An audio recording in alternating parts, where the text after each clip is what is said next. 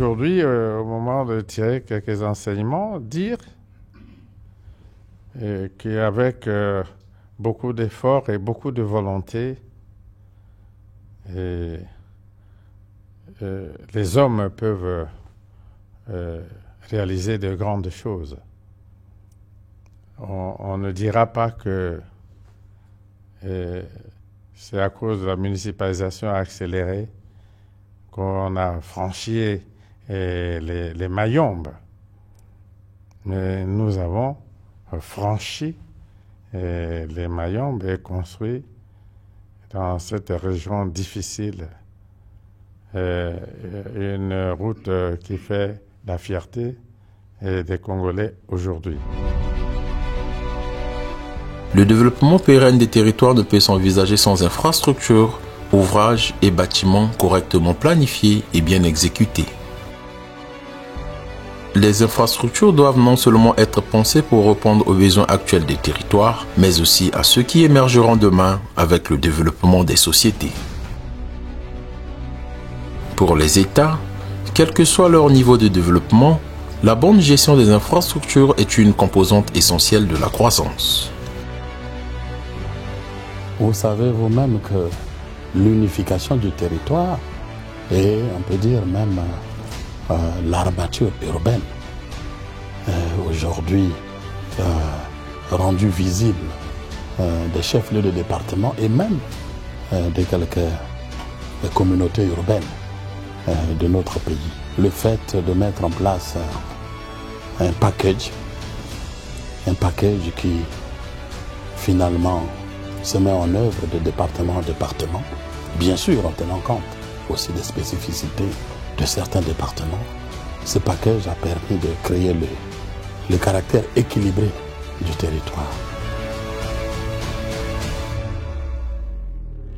Le développement des infrastructures est un facteur clé de progrès pour le continent africain et un catalyseur essentiel pour une croissance durable et socialement inclusive. Depuis des décennies, l'État congolais par les bons offices du ministère de l'Aménagement du territoire, des infrastructures et de l'entretien routier ne cesse de mettre au cœur des stratégies de développement la construction des infrastructures dignes, quels que soient les vacillements économiques. Malgré le rôle très important du secteur privé, dans la plupart des pays en développement, le financement et la fourniture en infrastructures demeurent majoritairement l'œuvre du secteur public en vue d'améliorer de façon substantielle les infrastructures pour œuvrer à une croissance pro-pauvre et aux objectifs du millénaire pour le développement, OMD.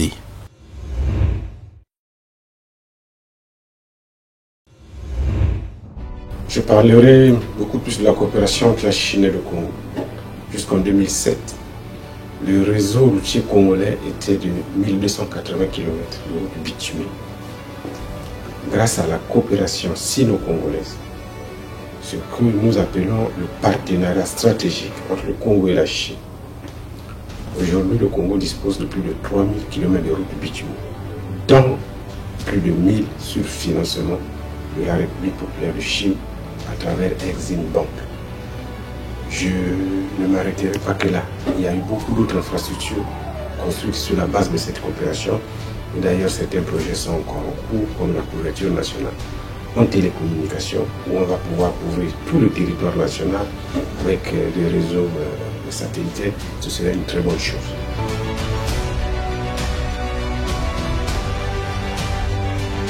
Les infrastructures ont également des effets sur la pauvreté non monétaire. Elles contribuent à l'amélioration de la santé des populations, la nutrition, l'éducation et la cohésion sociale.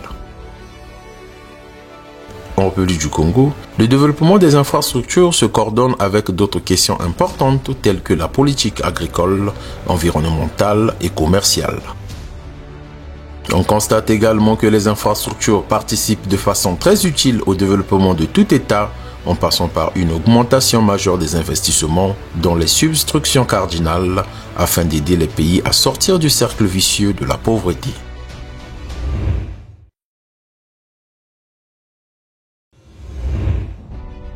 L'idée de construire la route Pointe-Noire-Brazzaville germe depuis les indépendances. Parce que le Congo, en soi, a une vocation de transit. Il a toujours dit que le Congo est un pays de transit. avec les difficultés du chemin de fer Congo-Océan, qui faisait le trait d'union entre Pointe-Noire et Brazzaville, il était question très rapidement de trouver un substitut à cette voie qui connaît des difficultés. D'où la construction de la route Pointe-Noire-Brazzaville, qui intègre d'ailleurs le plan de développement. En tout cas, l'idée de construire la route numéro 1 a toujours plané et glané dans le cerveau des Congolais. Sauf que cette fois-ci, l'occasion était la bonne, avec le partenariat stratégique entre le Congo et la Chine, où il y a eu à disposition un certain paquet d'une somme, où la Chine a consenti au développement de certaines infrastructures au Congo, que l'occasion a été saisie pour que cette route soit enfin construite. Tous les objectifs annoncés n'ont pas été atteints, mais nous sommes engagés à les poursuivre jusqu'à leur exécution totale. D'autres objectifs aussi ont été atteints. Nous pouvons exprimer quelques satisfactions. Mais comme je le dis toujours, il s'agit de la longue marche vers le développement. Et certains défis, et nombreux, sont encore à relever. Situé de part et d'autre de l'équateur, le Congo-Brazzaville remplit une fonction naturelle de transit et de plateforme de transbordement pour les pays voisins. Disposant d'un littoral qui s'étend sur environ 170 km le long de l'océan Atlantique, il abrite un port en eau profonde et ouvre l'accès à la mer, lui conférant un rôle géostratégique majeur, faisant de lui un atout considérable en termes de développement, d'où sa grande nécessité de se doter des infrastructures capables d'enlacer les atouts de la zone de libre-échange continentale africaine. Toutes ces réalisations qui créent l'armature au niveau urbain de nos chefs-lieux de département, tous ces maillages de territoire en infrastructure de base, ces villes qui naissent ça et là, on peut dire embryon de villes, devenues villes quand même, fixant les populations. Les Congolais sont heureux d'aller et venir, se sentir fiers et dire là où ils se trouvent, sans ambiguïté. Le caractère citadin et rural n'existe presque plus. On est tous des Congolais vivant à tel ou tel endroit, nécessite que cela soit pérennisé. Pour que cela soit pérennisé, il faut que nous créions les conditions de former davantage, former les exploitants pour pérenniser ces choses, pérenniser ces infrastructures, toutes ces réalisations, par une formation qualifiante et aussi une prise de conscience citoyenne. Et c'est sûr que l'orientation du développement durable passe par là. Et cette orientation dictée dans la marche vers le développement. Équiper le Congo des bâtiments et réseaux de transport exceptionnels tels la voie maritime, le chemin de fer, les routes, mais aussi le fluvial et l'aérien a été l'enjeu pour que le pays en tire les avantages nécessaires, devant permettre une plus grande intégration régionale et le développement inclusif.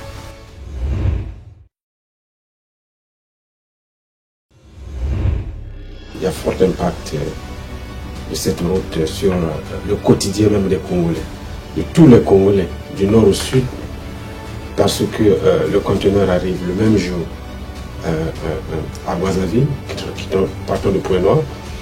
Et je peux donner un exemple patent, qu'avant la construction de cette route, un conteneur se payait à près de 4 millions de Pointe-Noire à Brazzaville.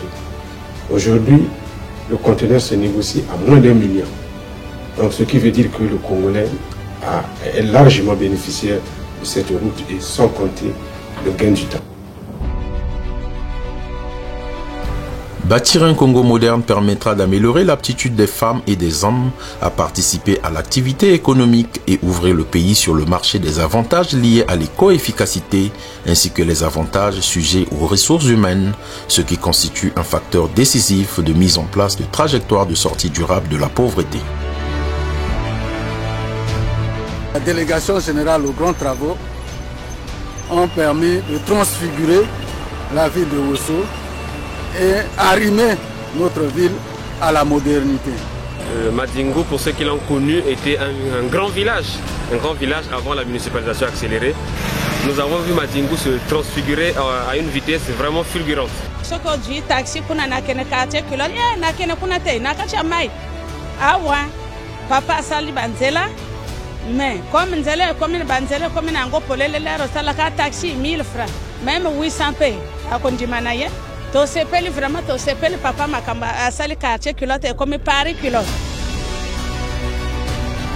Tandis que dans le monde entier, plus d'1 milliard de personnes n'ont pas d'accès à des routes et aux infrastructures de base, en République du Congo se construit par le canal de la Délégation générale aux grands travaux des infrastructures durables en vue d'améliorer le train de vie des Congolais.